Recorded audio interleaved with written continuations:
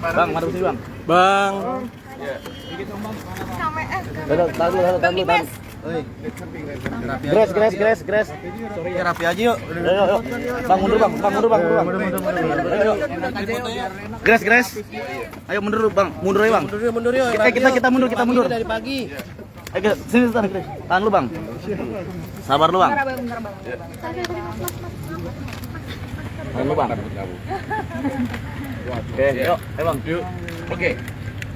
Rencana hari ini adalah konfrontasi antara tersangka lain yaitu mantan Kapolres dan wanita bernama Anita dengan klien saya Teddy. Tapi katanya dapat informasi dari penyidik katanya ada salah satu dari tersangka itu sakit, yaitu dari pihak sana, sehingga untuk konfrontasi diundur hari ini. Tapi hari ini akan ada berita pemeriksaan Teddy Minahasa untuk berita acara tambahan karena adanya perkembangan baru.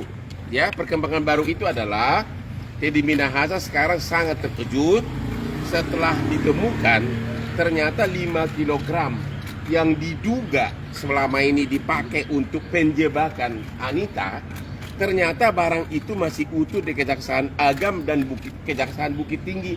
Ada ini dia nih. Ada berita acara penyitaannya lengkap semuanya.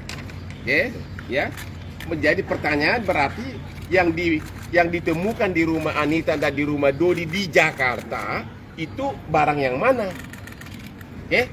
Jadi sejak dari awal baru-baru ini si Teddy Minahasa baru sadar sudah terjadi banyak kejanggalan. Yang pertama, waktu pertama kali dilaporkan ke Pak Teddy ke Kapolda bahwa narkoba yang disita dari para tersangka adalah 41,4 kg. Ya. Tapi pada saat ditimbang beberapa hari kemudian di Pegadaian di Bukit Tinggi berkurang 1,9 kg atau hilang 1,9 kg karena waktu ditimbang hanya cuma 39,5. Semula 41,4 berkurang menjadi 39,5. Jadi ada diduga hilang 1,9 kg. Waktu Pak Kapolda Pak Teddy waktu itu bertanya kepada Dodi sebagai Kapolres, dibilang penyusutan. Bagaimana mungkin penyusutan hanya beberapa hari? Padahal itu narkoba dibungkus dengan plastik merek dari bahasa Cina, itu sudah mungkin berbulan-bulan di laut, berbulan-bulan di perjalanan ke Indonesia. Tidak ada penyusutan. Masa pada saat ditimbang 41,4. Masa di Indonesia cuma beberapa hari penyusutan 1,9. Makanya sekarang Teddy Minahasa diduga sudah ada yang oknum yang mengambilnya 1,9 kilo pada saat sebelum rilis. Oke. Kejanggalan kedua, pada saat rilis tanggal 15 Agustus kan yang ditimbang itu kan 39,5 yang akan dihancurkan, 5 kilo akan dipakai barang bukti. Ternyata si mantan Kapolres Dodi mengatakan bisa diatur menjadi 40. Ya, sehingga waktu diumumkannya itu dirilis 40 kg. Pertanyaannya, dari mana Kapolres menambahkannya setengah kilogram lagi? Pertanyaan berikutnya, apakah memang dia punya stok? Kok bisa 39 menjadi 40 kilo pada saat rilis tanggal 15 Juni? Ya, jadi kemungkinan besar yang diketangkap itu adalah bukan 40 kilo, bukan 41,4, tapi mungkin dengan 5 kg yang beredar di Jakarta, mungkin bisa hampir 46-47 kilo. Makanya sekarang Teddy mengatakan, saya cabut semua BAP saya, karena ternyata apa yang selama ini komunikasi dengan Kapolres, itu menyangkut barang lain. Bukan barang yang semula dipinjam, yang semula disita, semula disisihkan untuk barang bukti 5 kilo, ternyata itu tidak pernah bergerak dari kantor kejaksaan. Berarti yang beredar di Jakarta barang lain. Sedang itu kira-kira jawabannya. Bang, ini kan kita di pertemuan sebelumnya abang juga sempat mengatakan soal keraguan jumlah barang bukti tersebut. Tapi abang juga udah sempat bilang bahwa TNI ini akan menolak semua BAP, baik dari yang BAP pertama, kedua, baik sebagai tersangka atau saksi. Sudah kemarin di BAP saksi, kemarin kan sekarang ada Pak. Kemarin hari Jumat waktu dia jadi saksi untuk untuk waktu dia jadi saksi untuk para tersangka lain, dia sudah mencabut semua BAP dia yang sebelumnya, baik BAP sebagai saksi maupun BAP sebagai tersangka. Dan hari ini mungkin dia akan pertegas lagi. Dan inilah semua berita acara ya, bahwa barang itu masih yang 5 kg yang diduga diperdagangkan, ternyata bukan itu yang ditemukan di rumahnya Anita maupun di rumahnya si Dodi, tapi barangnya itu masih utuh. Jadi saya waktu itu minta kepada klien agar Kajari Agam dan Kajari Bukit Tinggi harus dipanggil sebagai saksi. Benar nggak 5 kg ini masih utuh di sana?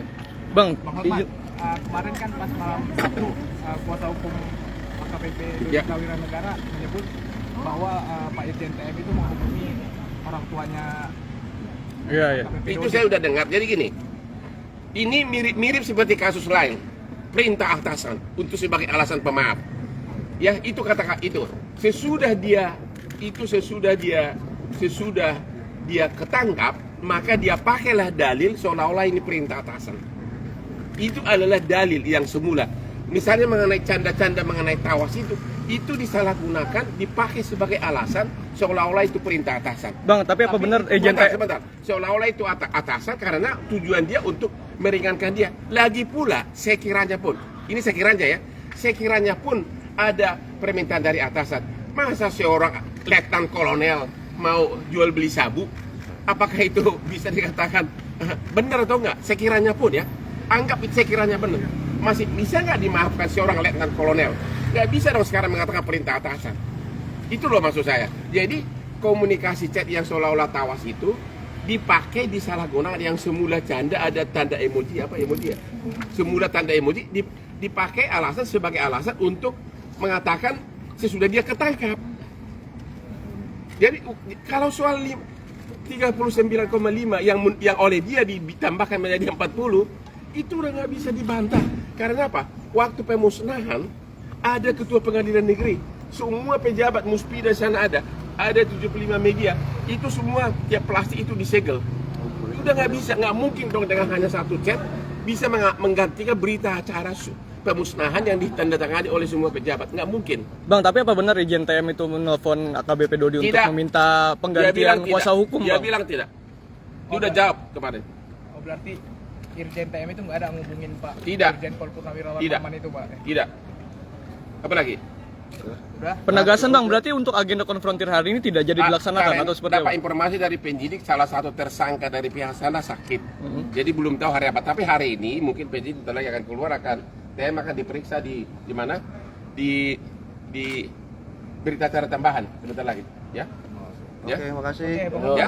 Jadi sekali lagi mengenai narkoba yang sudah dimusnahkan yaitu 35 kg, tidak ada lagi yang bisa mengungkit-ungkit itu bahwa itu tawas karena ada berita acaranya, semua lengkap ditandatangani oleh semua pejabat, bahkan wali kota juga hadir, ketua pengadilan juga hadir.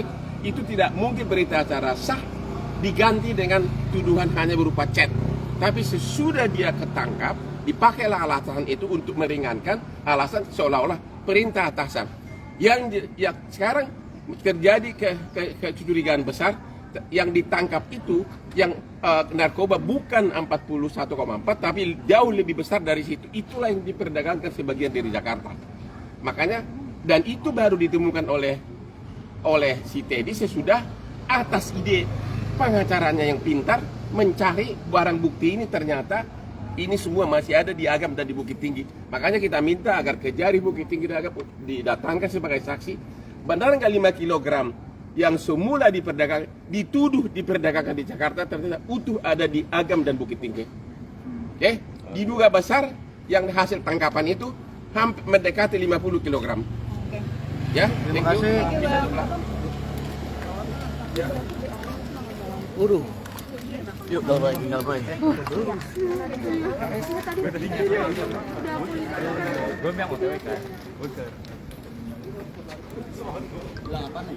Ini adalah berita acara. Ini berita acara penyitaan bahwa sabu 5 kg itu utuh disimpan Kejari Agam dan Kejari Bukit Tinggi. Tidak benar diperdagangkan di Jakarta. Jadi siapa yang menjolimi TM itu yang jadi masalah sekarang? Bang, depan Bang. Ya? Nah, gitu Bang, angkat Bang. Oke bang, oke bang. Bang, ini bang. Depan bang.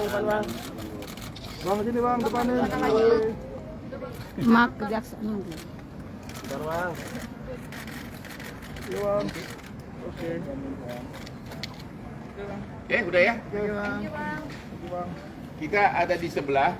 Nggak tahu kalian mau bentar lagi penyidik pasti keluar. Mana bang? Di dalam bang. Di ruang di depan ruang tahanan. Dia penyidiknya pasti jalan ke situ. Karena jam 9.30 rencananya untuk diambil tersangka ITM. Jadi saya akan ke sana. Ya,